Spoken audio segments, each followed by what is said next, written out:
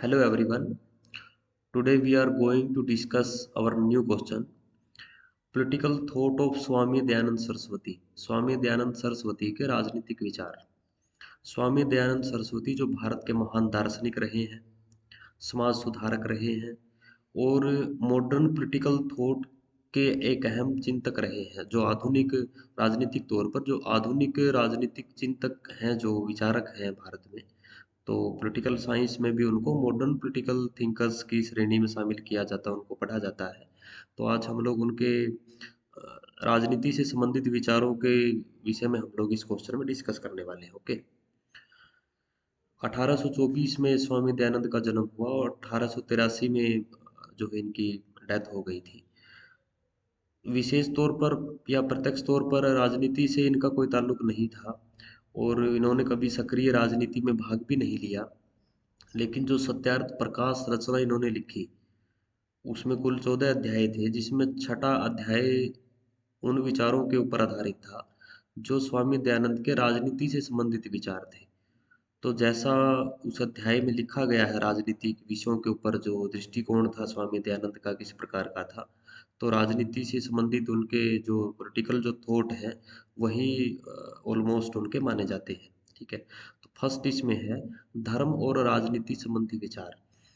विचारकों में इस बारे में काफ़ी दृष्टिकोणों में अंतर है कि धर्म और राजनीति को का मिश्रण होना चाहिए या फिर इन दोनों को अलग अलग होना चाहिए। स्वामी दयानंद का पर्टिकुलर उनका एक विचार ये था कि धर्म की राजनीति में भूमिका होनी चाहिए। अगर एक स्वस्थ राजनीति, एक समाज कल्याण से के ऊपर आधारित राजनीति यदि हम लोग चाहते हैं, तो धर्म की भूमिका राजनीति में होनी चाहिए। और उन्होंने ये कहा था कि प्रजा के लिए भी धर्म जरूरी है और राजा के लिए भी धर्म जरूरी है। तो जो भी राज सत्ता है वो धर्म सत्ता के अधीन कार्य यदि करे तो राजनीतिक तौर पर ज़्यादा सफल हो सकती है। तो इन्होंने उन सभी विचारकों का विरोध किया जो ये मानते थे कि धर्म और राजनीति अलग अलग क्षेत्र हैं। तो इन्होंने ये कहा कि नैतिकता जो है वो धर्म के साथ क्योंकि गहरे तौर पर जुड़ी हुई होती है, तो इस वजह से धर्म की भूमिका राजनीति में होनी चाहिए। और इसी वजह से इन्होंने कहा कि सीमित एक राजतंत्र तभी हो पाएगा जब धर्म सत्ता राजसत्ता को या राजा को रोकने की स्थिति में होगी। और राजा के लिए भी पर्टिकुलर यह जरूरी है कि वह नैतिक तौर पर कुछ चीज़ों का पालन करे ताकि वो एक आदर्श राजा के रूप में स्थापित हो सके। ओके।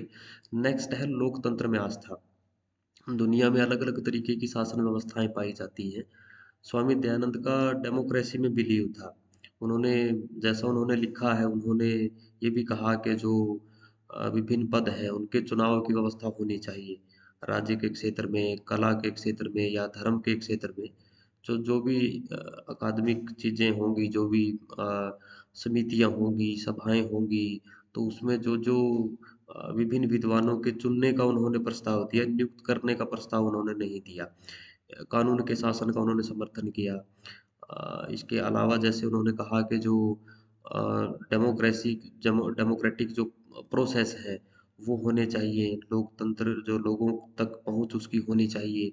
और जो अ, राजा है, राजा को की पावर के ऊपर एक लिमिटेशन होनी चाहिए, सीमित जो शक्तियां हैं वो उसको दी जानी चाहिए।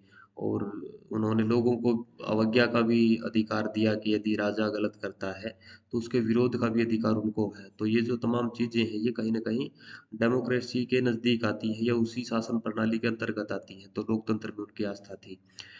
सेकंड थर्ड जो पॉइंट है उसमें सत्ता के विकेंद्रीकरण का समर्थन। इन्होंने कहा कि जो पावर है वो सेंट्रलाइज्ड पावर नहीं होनी चाहिए। सत्ता का विकेंद्रीकरण होना चाहिए, शक्तियों का बंटवारा होना चाहिए। जो निचला सतर है सोसाइटी का, वहाँ तक भी सरकार जानी चाहिए, वहाँ तक भी सत्ता जानी चाहिए। जो ग्राम प्रशासन है उसका एक इन्होंने फॉर्मूला दिया कि जो क्लस्टर टाइप या जैसे ग्रुप के हिसाब से गांव होने चाहिए। जैसे कोई 10 गांव का एक अलग एक ग्रुप बना दिया, उसके ऊपर एक अधिकारी बना दिया, उसके बाद 20 का बना दिया, उसके बाद 50 का, 100 का, इसी हिसाब से ये पूरी जैसे उन्होंने पूरा एक स्ट्रक्चर उन्होंने क्रिएट करने की कोशिश करी है अपने विचारों में। और ये कहा है कि इनके ऊपर विभिन्न अधिकारियों की नियुक्ति होनी चाहिए उनकी ड्यूटीज़ डिसाइड होनी चाहिए। इसके लॉ एंड ऑर्डर के लिए भी व्यवस्था होनी चाहिए, जो पुलिस की व्यवस्था है। अगर इन गाँव में या ग्रुप हैं जो गाँव के, उनके सतर पर यदि कोई वहाँ पर आपराधिक कोई घटनाएँ होती हैं, तो उसको रोकने के लिए भी जो पुलिस की जो व्यवस्था है वो होनी चाहिए। इसके अलावा जो भी जैसे पब्लिक के वेलफेयर हैं उनको भी किया जाना चाहिए। तो इस वजह से उन्होंने ग्राम प्रशासन का जो एक उद्देश्य था उनका, उसके पीछे उनका कारण यही था कि वो चाहते थे कि सत्ता जो हो वो गाँव के स्तर पर निचले तबके तक भी पहुँचे। नेक्स्ट है व्यक्ति की स्वतंत्रता और समानता का समर्थन। यानी जो स्वतंत्रता है अलग तरीके की, जो भी जो शासन प्रणाली होती है उसके ऊपर बहुत तरह की रिस्पॉन्सिबिलिटीज होती हैं। तो उन्होंने ये कहा कि उस जमाने में कि व्यक्तिगत जो स्वतंत्रता है वो व्यक्ति को होनी ही चाहिए, और राज्य को हर परिस्थिति में यह कोशिश करनी चाहिए कि व्यक्ति अपने आप को स्वतंत्र महसूस कर सके। तो इसके लिए अलग-अलग जो राइट्स हैं उनके, तो उसको दिया जाना चाहिए। आध्यात्मिक स्वतंत्रता का हालाँकि उन्होंने समर्थन किया था, और पूरा मनुस्मृति और जो वेदों के ऊपर आधारित, शास्त्रों के ऊपर आधारित जो उनके विचार रहे हैं राजनीतिक रूप से, तो उन्होंने कहा कि व्यक्तिगत स्वतंत्रता व्यक्ति को मिलनी चाहिए। समानता के भी उन्होंने समर्थन किया है, और उन्होंने ये भी कहा कि जो समाज के स्तर पर भी जो जाति प्रथा है, उसका जो आधार है वो जन्म नहीं होना चाहिए, उसका आधार कर्म होना चाहिए। तो इस वजह से उन्होंने कर्म के आधार पर समानता का समर्थन किया है। स्त्री और पुरुषों में भी उन्होंने समानता के का समर्थन किया है। इसके अलावा उन्होंने इंटर स्टेट जो मैरिजेज हैं और जो अंतर्राज्यीय भोज हैं, तो उन्होंने भी जैसे वो अंतरजातीय जो भोज है उसका भी उन्होंने समर्थन किया है। तो इस वजह से समानता और स्वतंत्रता दोनों के ऊपर उनका बल था। नेक्स्ट है कानून के शासन का समर्थन। विधि की जो सर्वोच्चता है उसके ऊपर उनका सबसे ज़्यादा बिलीव था, और उन्होंने दोनों के लिए, प्रजा के लिए भी और राजा के लिए भी ये कहा है कि जो भी कानून की जो भी जिस तरह की व्यवस्था होगी, जो भी, और कानून को उन्होंने वो माना है जो वेदों के ऊपर आधारित है, जो मनुस्मृति में जिन चीज़ों का वर्णन किया गया है राजनीतिक रूप से, तो उन्होंने कहा कि उन नियमों का पालन किया जाएगा जो भी भारत की पुरातन परंपराएं रही हैं, तो उनको कानूनी तौर पर माना जाएगा, और राजा भी उनका पालन करेगा, प्रजा भी उनका पालन करेगी, और सकारात्मक जो व्यू है वो होना चाहिए। दंड की भी उन्होंने व्यवस्था करी है। यदि कोई अपराधी कोई बड़े स्तर पर अपराध होता है या छोटे स्तर पर अपराध होता है, तो इन दोनों के लिए अलग-अलग दंड का प्रावधान होना चाहिए, ताकि वास्तव में जो रूल ऑफ लॉ की जो थ्योरी है एविडाइसी की, वो पूर्ण हो सके। तो इस वजह से उन्होंने कानून के शासन पर भी जोर दिया है। Okay, next point is Swaraj पर जोर और साम्राज्यवाद का विरोध है। यानी वह इस तरह की प्रवृत्तियों का विरोध करते रहे जिसमें किसी अन्य देश के ऊपर कोई आक्रमण करके या फिर अन्य किसी तरीके से अधिकार जताने की चेष्टा की जाती है। उन्होंने कहा कि क्योंकि जिस दौर में वो लिख रहे थे, जिस दौर में वो जी रहे थे, उस टाइम पे भारत अंग्रेज़ों का गुलाम था, तो ब्रिटिश रूल हमारे यहाँ पर था। तो इन्होंने कहा कि हमें संगठित होकर के इनका विरोध करना चाहिए, और स्वराज की स्थापना के लिए कोशिश होनी चाहिए। जितना हो सके हमें, जितना ज़्यादा संभव हो सके, जो ये विदेशी आक्रमणकारी हैं, उनको हमें देश से बाहर करना चाहिए, और जो भारत की जो वैदिक जो सभ्यता है, जो संस्कृति है, उसको बचाने के लिए, उसको रिवाइज करने के लिए हमें कोशिश करनी चाहिए। अगला है कल्याणकारी राज्य के पक्षधर।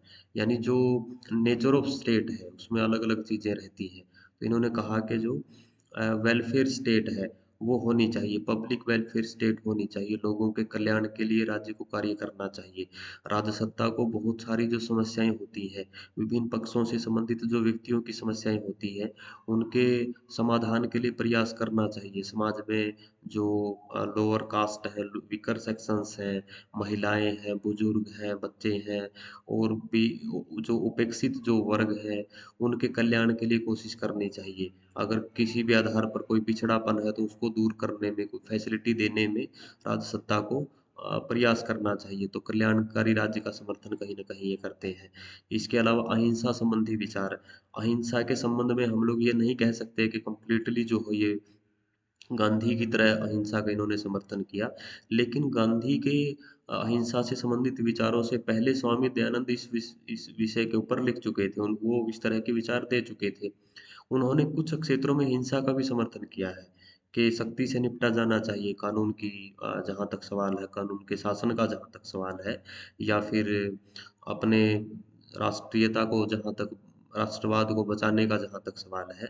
लेकिन उन्होंने व्यक्तिगत जीवन में या व्यक्तिगत तौर पर ये कहा कि अहिंसा को जो वो निभाया जाना चाहिए, और इसका एक एग्जाम्पल भी उनकी खुद की लाइफ से जुड़ा हुआ भी है। जब उनको उनकी डेथ हुई तो कांच पिलाने की वजह से, जहर देने की वजह से उनकी डेथ हुई थी भोजन में। तो उनका जो रसोइया था वो मेन साजिशकर्ता भी था उसमें, वो भी शामिल था उसमें। तो उसको कुछ हो ना जाए इस वजह से उनको पता भी लग गया था कि ये उसमें शामिल है, लेकिन उसके बावजूद भी उन्होंने उसको क्षमा कर दिया। तो माफ़ करने का जो जो एक नीति है, उसके ऊपर उनका ज़ोर था, तो उन्होंने उसको पैसे वगैरह दे के नेपाल भेज दिया। तो इस वजह से उन्होंने व्यक्तिगत जीवन में अहिंसा का समर्थन जो वो किया है। नेक्स्ट है शक्ति पृथक्करण का सिद्धांत। जो दुनिया के विभिन्न विचारक हैं, उन्होंने अपने-अपने व्यूज़ दिए हैं कि जो विधान पालिका, कार्यपालिका, न्यायपालिका है, या फिर जो अलग-अलग संस्थाएँ हैं, तो उनके जो कार्य हैं उनमें बँटवारा होना चाहिए। लेकिन उन्होंने कहा कि स्वामी दयानंद ने ये कहा कि बँटवारा नहीं होना चाहिए।